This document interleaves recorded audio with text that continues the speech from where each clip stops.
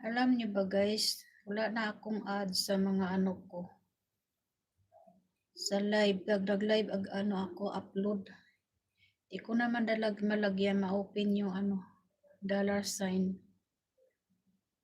Nawala, ewan ko na, demonetize o iwan. Pero yung ano, mga upload ko dati, may ano naman siya. May ad naman. Pero nawala yung ano ba. Ang buwan update ko kung okay siya. Nag-update yung Chrome ko. Wala talaga oh. Nawala yung ano, nakaka-discourage guys. Kasi nawala yung ano ko. Yung $sign.